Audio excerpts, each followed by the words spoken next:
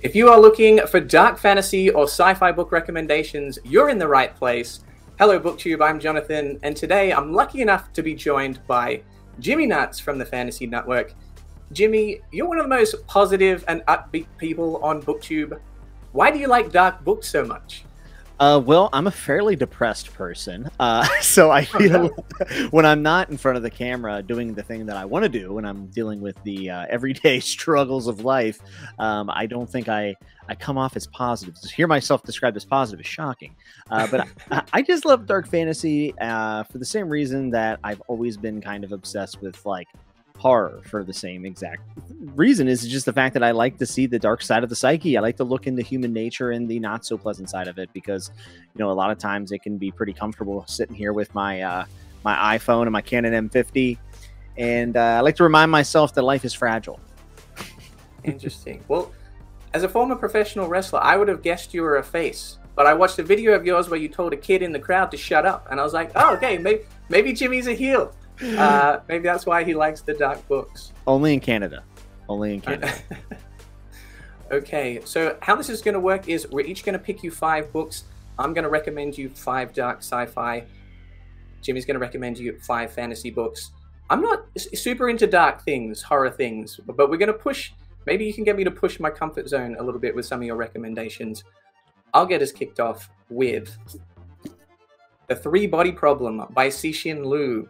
So this is not super dark in the sense of it's horrific, graphic, violent, that kind of thing. It's more like existential dread. This book, this trilogy kind of changed my perspective on the way I think about physics, the way I see myself in the universe, and my perspective on aliens. Our friend Baron from Your Brain on Books described this as cosmic horror. There were at least 1 or 2 moments in each book which just left me absolutely shook. But I loved it. This blew my mind. It is hard sci-fi, focuses more on the concepts than the characters, but I think if you get into these concepts, this trilogy will blow you away. That is probably my #1 want to read in sci-fi. And Baron, Your Brain on Books, has been beating me over the head with recommendations for a long time. I didn't know it ventured into the dark side, though. That's very interesting. Yeah, I mean, I think I like how it's somewhat open to interpretation. Sometimes you think the book's telling you one thing and then it'll go another way, which I really enjoyed. But some people have described it as nihilistic, and I wouldn't necessarily disagree. So I'll be interested to see your reaction to it. All right, very cool. I like it. All right, Jimmy, what's your first dark fantasy recommendation? All right, my first, as listed on my list, is #5, is one that I kind of feel weird putting this on here because I actually didn't continue after book 2 of this series, but I really think it's something special, and I think a lot of people could end up resonating with this, and I'd love for you to give it a shot, and that is The Steel Remains by Richard K. Morgan. It's book 1 in the Land Fit for Heroes, and this is a book that has been blurbed by Joe Abercrombie, and it's always mentioned when people talk about, some of the early 2000s. I think this came out around 2004 to 2007, somewhere around there, and The Steel Remains mixes a lot of elements that I enjoy, which is horror and sci-fi. Even there's a little bit of sci-fi there, and the main protagonist is prickly, to say the least, and is not just fighting against the world, but also his own people, and is kind of a hero that is disdained for who he is, and deals with a lot of themes, and it gets pretty deep. But I also just think that the world building is wildly adventurous, and I kind of describe it as a fantasy where like first contact has already been made. So yeah, it's a bit of a genre bender, I would say, but at the end of the day, it is dark fantasy. And even though I didn't continue after book 2, I think that this is one definitely to recommend. It is very angry, and Richard K. Morgan is very stylized in the way he writes. I like it. That's not an author I've heard a lot about, although I feel like I've come across him a few times recently. And I like that you threw in there's a few sci-fi elements just to hook me and reel some of the words in time audience as well. It was a good, that was well planned, Jimmy. Awesome. Well, my next one, I actually don't have my copy of it. I think I left it in Australia. I was so traumatized, I said, I'm not bringing that emotional baggage to the United States. It is A Clockwork Orange by Anthony Burgess. So this is kind of more like the dystopian side of sci-fi. And this is much more character focused than the last one. We follow Alex and his gang that commit violence, ultra violence, not the nicest of people. And it's a real interesting kind of examination of like sociopaths or psychopaths, but also society. What kind of influences are there on things like that, such as drugs or the way we consume media, and can that be changed, and to what extent we have free will? So some of the stuff in this book can make you a little bit uncomfortable to read. It does push those themes quite far, and also pushes language as well. There's a lot of slang, which kind of takes a little bit of time to get used to, but I ended up really enjoying it. Kind of helped me kind of like really feel that kind of dystopian world that we were in with these horrible characters. Nice. Is the movie a good adaptation? Do people usually say that the movie is a good way of or a good adaptation on screen? Yeah, I think it's for the most part it's pretty faithful. There's a little bit of a divergence at the end, because the book actually was released in two versions. There was one that had an additional chapter, the US versus UK release, and I believe Kubrick made it based off one of the releases rather than the other. So if you've read one without that additional chapter, there's a bit of divergence there. But overall, yeah, I think this film's very stylistic, kind of captures the feel and flavor of the book. Nice. Absolutely. Sounds awesome. And it kind of relates to my next pick for you, which is funny because you were saying some psychopath, what role does a culture kind of play into those things? And I actually have it sitting right here because I just posted a review for it today, and that's Kings of Paradise by Richard Nell. This is a dark fantasy self-published book, and it is pretty crazy, to be honest with you. So we end up having two places. We have Ascom, and then we have Shirkan. And Shirkan is like the main island, white sand paradise, beautiful. And there we follow Kale, who is fourth down the succession line from the Sorcerer King. I mean, who doesn't like a good Sorcerer King? And is enlisted in the military with like the low-born Marines, and is trying to earn his keep, being so far down in the succession line. Has a rocky relationship with his father, who is brutal. And then over in Ascom, we have one of the most compelling characters I've read in modern fantasy, and that is Ruka. And Ruka is a psychopath or sociopath, I'm not sure which one, but is also a genius. But unfortunately is our also favorite kind. Right, very dangerous. But also is kind of living underneath the guise of a prophecy, whether or not this prophecy is true that it's been brought over him, and this divine nature of his being and his birth make a lot of people hate him, and he is disfigured, and people think that he's a monster, so he is kind of casted out. And this is where I'm like, sociopath or psychopath, I'm not sure. Nature, nurture, these type of things. And he goes through a very traumatic experience as a kid and wants to seek revenge on the world. And it is pretty grim, I won't lie. And I'm going to be reading book 2 and 3, but this book 1 is really, really good. The back of the book has 2 lines. I think it's great. A deformed genius plots vengeance while struggling to survive. A Wastrel, I think, prince comes of age and finds a power he never imagined. 2 worlds destined to collide. So both people are going to be trying to change the world with very different methods. So this is nice. This is a very character heavy one. This actually relates to Clockwork Orange a little bit. So I thought that was pretty funny how that worked out. Nice. I love a good revenge story, and I like the setting. I like how we're on these white sand beaches, because a lot of fantasy you're set in these kind of grim looking medieval, or maybe we're in castles and stuff, which are more luxurious, but they're on the top of a hillside. They're not on these, you're not in Tahiti, you're not in the Maldives. So I like that as a setting. What's the name of the series? The series is called the Ash and Sand Trilogy, and it is finished, and Richard Nell has done it, and it's probably one of the more successful self-published series that come out in the last few years. To be honest with you, I didn't even know it was self-published until I finished it, and I was like, who published this? I thought it was Orbit, and it's self-published, and he's got something special there, for sure. And the people who have read this series, I mean, they keep telling me the book 2 and 3 are even more insane, so... Yeah, I believe Yolene from Yolene Reads is a big fan of that series. So she likes it. Jimmy likes it. Get on board while the sand is hot. All right, moving on. My next pick, I think you might be a fan of this author, Jimmy. I went with The Player of Games by Ian M. Banks. So good. Second book in the Culture series. Jimmy likes it already. So in this book, we have a character, Gurgay, who is a master of games, and he gets invited to another planet, Azad, to play in a game which, for their society, their culture, has very high stakes. And so for me, it was kind of fun to learn about the planets, the game, the personalities.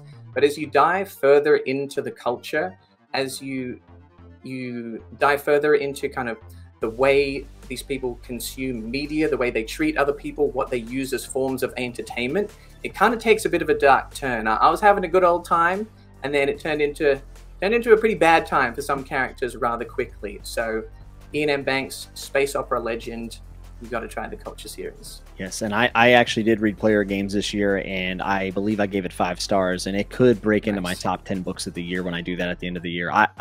Man, the Culture series is definitely high on my priority list. I have Use of Weapons up next. I'm really excited about it. That one's funky. So I've only actually read those 2, but I do plan to read more next year. The structure of Use of Weapons is it kind of crisscrosses on you. So I'll be looking forward to your review for that one. For sure. My next one is a little bit more akin to the classical fantasy feel with a modern take, and does not pull any punches whatsoever, and that is The Forgetting Moon by Brian Lee Durfee, who is also on YouTube. He is an author. He's published by Simon & Schuster Press. Is it Simon & Schuster's Saga Press? I can't remember. These books... Watch his intros. Yeah, I know. After how many times I've watched, somehow I always forget if Saga's in there or not. But yeah, so The Forgetting Moon starts off the trilogy that is the 5 Warrior Angels. And as of November 2022, we have about 2 more weeks left until the 3rd and final book comes out. But all 3 are big books. Yeah. But the Forgetting Moon reminds me so much of the things that I love from like Memory, Sorrow, and Thorn, David Eddings, these classical fantasy stories, but with the violence and the consequences turned up to 10. I would say that Brian Lee Durfee, I froze there for a second, sorry. Brian Lee Durfee has some of my favorite prose that I've read. He is very descriptive and lavish and beautiful at setting the scenes. And then when it comes down to getting to the nitty gritty and the grim stuff, he does not flinch at all. There is a lot of play with prophecy here, but the biggest thing is that the 5 Warrior Angels, specifically The Forgetting Moon sets this up, is that there are religious themes and inspection in this book that I've never seen in other fantasy books, and is easily my favorite portrayal of religion in a fantasy role ever. Interesting. Yeah. Yeah, I'm a big fan of Brian Lee Durfee's channel, and I haven't read the books, but it's interesting to hear them described in terms of the style, because him as a YouTube personality is so over the top. He's so chaotic. He's very funny, and then the books I've heard described as being very deep, very layered, very serious, and it's not that those, I guess, are incompatible, but it's just funny to see how the two kind of come across. And I've heard nothing but rave things about the series, and perfectly timed as well, because book 3 comes out. And that is the final book, right? That is the final book, yes. Awesome. Yeah, and he is a very wide range individual. He has a lot that he does, and he is a wonderful person, and just happens to be a fantastic writer as well. So I love it. Well, you know what? I was going to do this one last, but in honor of Brian Lee Durfee, because I know he likes this one. This is a bit of a fun choice. It is Deathstalker by Simon R. Green. So this is a sci-fi fantasy, very pulpy, very over-the-top space opera with some very fun characters. We have a character who never wanted to have any sort of position in power, just wanted to be a historian, but he ends up with a bounty on his head.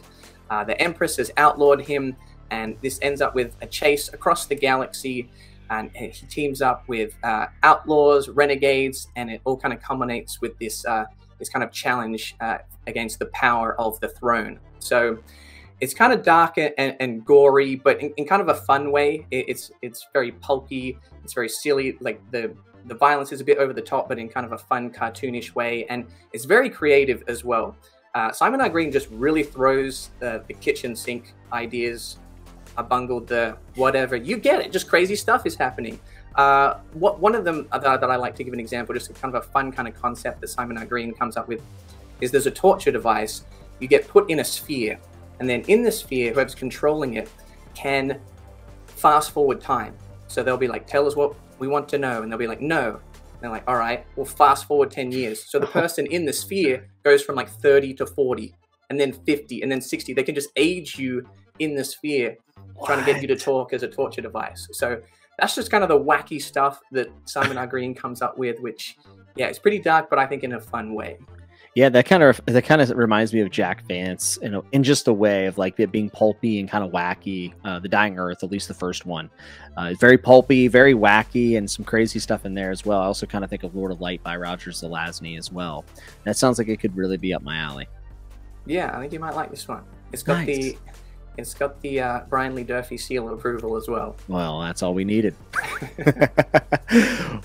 My number 2 is a very popular book. It won the Hugo Award, and I feel like whenever people talk about dark fantasy, this one kind of gets left off the list, but for my dollar, I can't think of many things that bummed me out more than The Fifth Season by N.K. Jemisin, book 1 in the Broken Earth trilogy. I think this is one of the best books I've ever read. It does seem to be pretty polarizing, but overwhelmingly positive if you look at like a grand scheme of things. Everybody has an opinion on it if they've read it. Not many people, I think, to walk away and just say, eh. And, you know, between the unique approach to a second-person POV and then dealing with some of the heaviest themes possible in fantasy or fiction or any type of writing, I think it also comes wrapped in a package of dark fantasy and of massively depressing moments where you just can't believe what you're reading. But it attaches itself in a way to your psyche that just you can't believe that people are treating people this way. And then you start thinking about the fact that, you know, it's not all that far from things that aren't in our too distant past, and that it gets rough, and a lot of reflection in this, and I just think it's a fantastic book. Nice. So this is one that I have actually read, and it didn't exactly work for me. I just struggled to find out what to latch onto, I guess, in the first half or so, because the characters weren't super likable, the plot was a little bit unclear. It's generally just a bit of a depressing read. And also, I was kind of tricked into reading it as a sci-fi reader, because people say it's fantasy/sci-fi. Yeah, there's maybe some like environmental science or something, but yeah, maybe. I think it reads more like fantasy. But I did like what it did at the ending, towards the end. The ending kind of got me on board, and I that's kind of where it clicked for me, and I started to see the appeal. But I know a lot of people love it. People go nuts for it. I know Baron loves it. I know Jake loves it. I think that was one of his recommendations. So The Fifth Season, maybe try it if you're a fantasy reader. Yes. Now, I'm not saying sci-fi readers won't like it. It maybe just took me a little bit to get used to as a sci-fi reader. Yeah, you're not totally sure what's going on about that first 50%.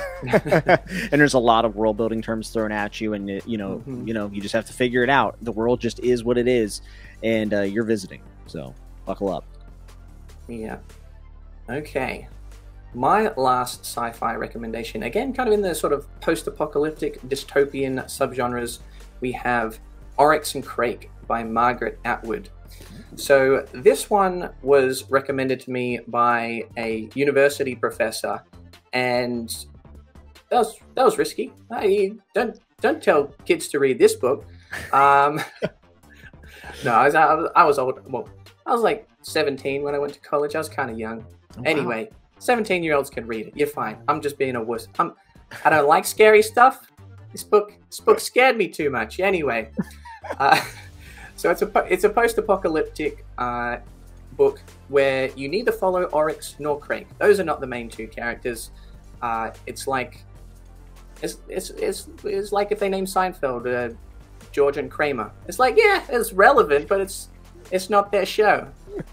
I just said Seinfeld and I started talking. Anyway, this one kind of went off the rails a bit, but this one really kind of explores genetics, entertainment, like relationships. There's a lot of characters that interact in a way where you're not sure what to root for, but when you analyze it kind of from the perspective of what's going on in this kind of post-apocalyptic world, those relationships start to make sense, and I started to feel like emotions that I wouldn't necessarily have about characters if they were just, if it was just in a modern day drama. So This one's a bit of a slow burn, but I think Margaret Atwood is a really clever writer. I think she has some wonderful prose, and there's some really emotional and impactful moments. So if post-apocalyptic is one of your favorite genres, you're looking for something dark, I would try Oryx and Crake. It sounds really good. You're going to have to send me that one after. I got to buy the last two that you mentioned because I don't own them. Nice. But Deathstalker and Oryx and Crake. I'll send them to you. But bro, we're on some kind of weird wavelength today because my number one is also an apocalyptic story. Awesome. It's the Second Apocalypse. It's an overarching series called The Second Apocalypse by R. Scott Baker. This is book one of the Prince of Nothing trilogy, which the Second Apocalypse is made up of Prince of Nothing and then the Aspect Emperor, which is 4 books, so 7 books total. But the darkness that comes before by R. Scott Baker is book 1 in the Prince of Nothing trilogy. And man, I can't sing the praises enough, but also one of the hardest things I've ever read to recommend. Like, it's just, it's very difficult to be like, yeah, try it out because it will stick with you and is written in a way that has an archaic like feel to it. It almost feels biblical. It is largely based off the Crusades. There's a lot of inspiration there. Also, R. Scott Baker is a huge fan of Cormac McCarthy's Blood Meridian, Lord of the Rings, obviously, and then Dune. So there's a whole lot of inspirations here, and I know there's a lot of people out there who probably like Dune that watch your channel. Well, imagine if Paul Atreides was a psychopath. That is very much Kellis, who you will be introduced to in the first book. But on top of Kellis, there's also a Kamian, who is a middle-aged, disgruntled sorcerer who is sick of his job. That is working for the Mandate Schoolmen, which is basically a faction of sorcerers that they actually believe that there are an ancient enemy that has been like spying on them and are making moves and yada yada yada. You have Esmenet, who is a prostitute and goes through some pretty rough things. This is a series that inspects a ton of things, from misogyny, from sexism, to religious fever and zealotry, and also the bicameral mind theory. So a lot of philosophies in here as well. I like it. All over it. Some people will call it nihilistic, and it is to a certain extent, but it's also exploring the idea of determinism and free agency, agency and free will, rather. And, you have Kellis, and just imagine someone who let's just pretend that everything's predetermined by your DNA. And if you had someone who could tell by the twitch of your face what decision you were about to make and could manipulate you. That's the kind of person we're dealing with. I've heard some people say, hey, if Jesus was a sociopath, like this is what this would look like. So there's a lot going on here. Book 1 is extraordinarily slow, but it has a crap ton of world building and other things to set up. It's a big world, and it unfolds in just such a heavy way. And to this day, maybe the most well-written thing I've ever read. Honestly, it could be up there. So if you're a fan of anything I just said, if you're a fan of anything I just said, go try it out. But I have to forewarn you, all of the content warnings. I mean, it is extraordinarily rough stuff. It also is definitely an inspection, or I shouldn't say inspection. How about a critique on male gaze in fantasy? It is written with a very heavy male gaze, which is something that people will bounce off of, and it's something that is really hard. And now, how well it's executed is very difficult to say, but R. Scott Baker has said before that he purposely wrote in this heavy male gaze to make readers feel uncomfortable, specifically males, to make them feel uncomfortable. Because how many times in 80s fantasy, does someone's bosom get described? And we just kind of, good old fantasy. And to him, he takes it another step further with the intention of making you cringe a little bit. And there's definitely a commentary on men, too, in this series. There's something wrong with the men. And it's fascinating. I don't agree with every idea that's in this series, but I think it's a well-worthy inspection of it, and definitely worth your time if you're looking to push your limits as far as like darkness goes. And you also just want something that's beautifully written and has that biblical like gravitas to it. It's something special. I mean, there's really nothing like it. Yeah, amazing. That sounds very weighty, very dark, very layered. Yes. I can't remember what the context was, but I remember a subscriber saying something like, "This was the darkest thing I've read since R. Scott Baker." Wait, R. Scott Baker was darker.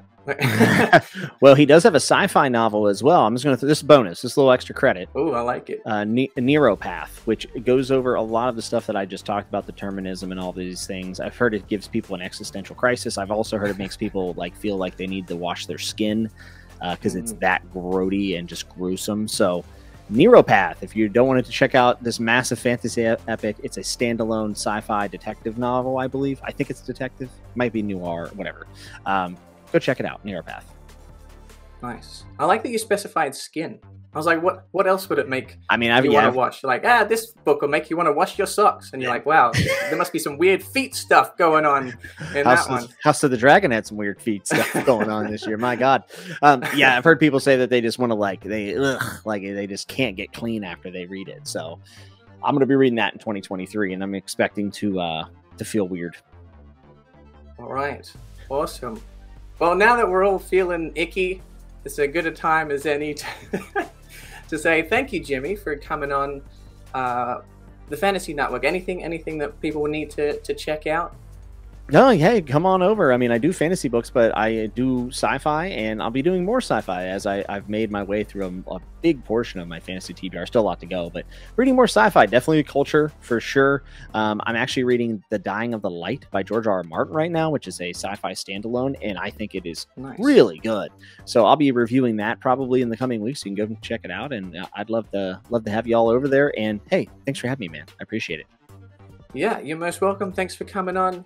Jimmy does awesome reviews. It does great live streams, does some long form content that has kept me company on many a drive. So you guys will love it too. And yeah, you can find his stuff down here, my stuff down here, and click all the buttons.